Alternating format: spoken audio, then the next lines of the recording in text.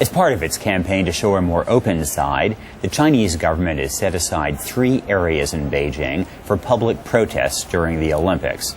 The government said that so long as people obtained approval and followed the rules, then demonstrations will be allowed.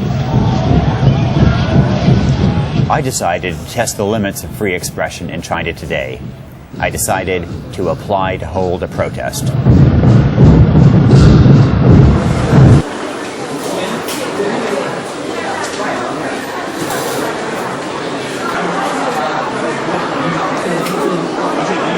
I went along to the Beijing Public Security Bureau together with a Times video journalist.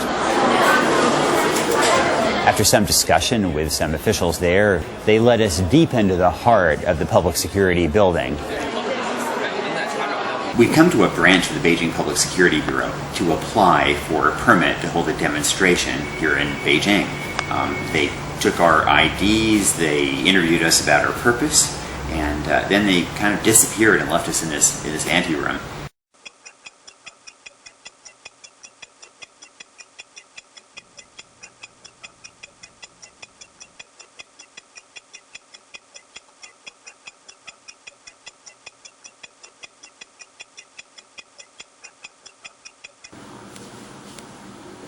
For the next hour or so, the police went over the protest law in laborious detail. The application has to list a name list of everybody who shows up along with their identity card documents. And if there are any Chinese nationals on that list, they have to show up at the Public Security Bureau in person to be approved.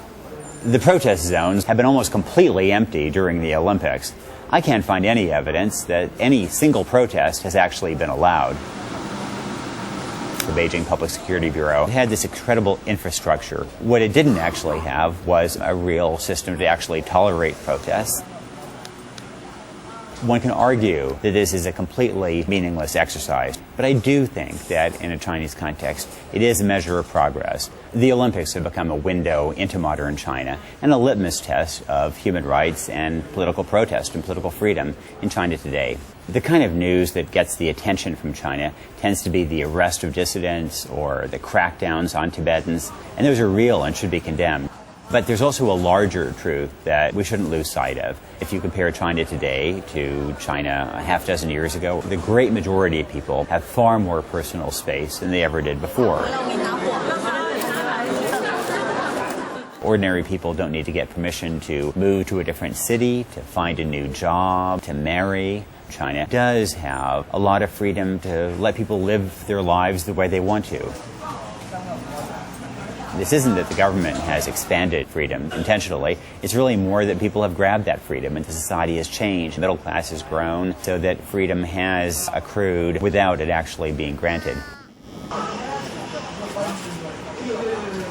I think in the West, people sometimes have the impression that China is this country seething with dissent where dissidents are grabbed and tossed into jail, and it's so much more complex than that. There are indeed a lot of people who are very upset about corruption, about mismanagement, and yet one recent poll looked at people all around the world and found that those in China were actually the most content. You can't mistake it for a democracy, but you also can't mistake it for what existed 5 or 10 years ago. I think it's important for Westerners to maintain the criticism and push for greater human rights within China. But it's just as important to acknowledge that there really has been progress and that the China of today is not the same as the China of a decade ago.